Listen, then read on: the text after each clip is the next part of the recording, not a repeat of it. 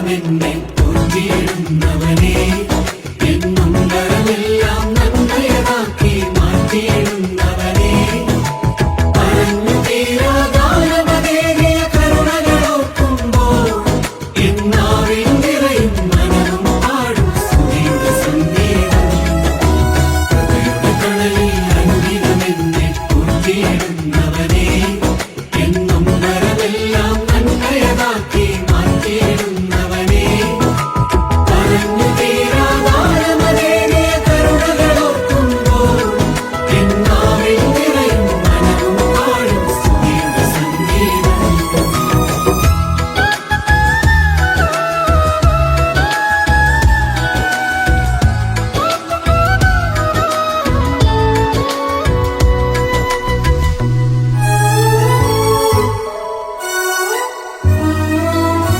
കലത്തിലെ മാവും ഭരണിയിൽ എണ്ണയും കുറഞ്ഞു പോകാതെ എന്നില്ലായ്മകളിൽ അതിശയമായി നടത്തിയിടുന്നവനേ, കലത്തിലെ മാവും ഭരണിയിൽ എണ്ണയും കുറഞ്ഞു പോകാതെ എന്നില്ലായ്മകളിൽ അതിശയമായി നടത്തിയിടുന്നവനേ, കിളിവാതിലുകൾ തുറന്നു നൽകി സമൃദ്ധിയോർക്കുമ്പോൾ മിഴികൾ നിറയും നന്ദിയ പാടും സ്തുതിയുടെ സംഗീതം.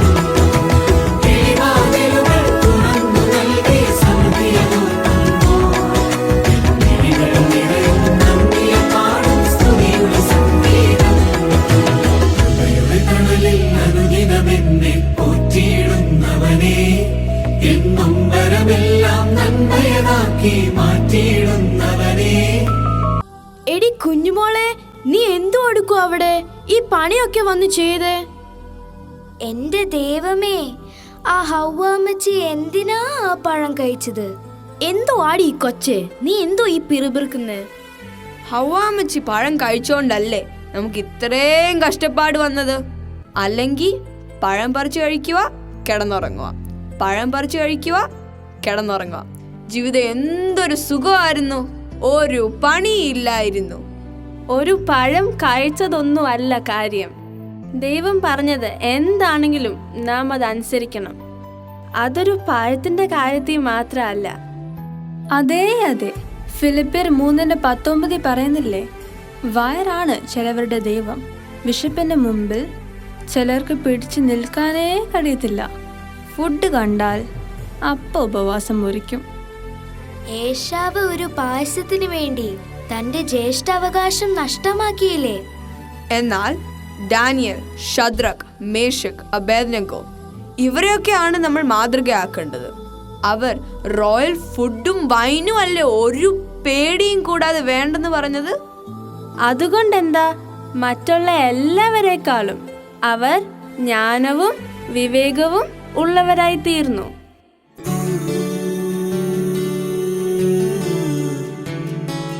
മഴയിലും വെയിലിലും കണ്ടു,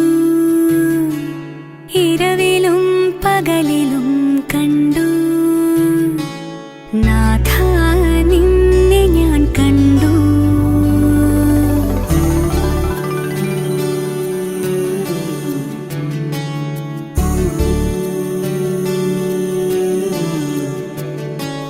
കരുണയായി കടലിലും കണ്ടു, വചനമായി തിരയിലും കണ്ടു, നാഥാ നിന്നെ ഞാൻ കണ്ടു.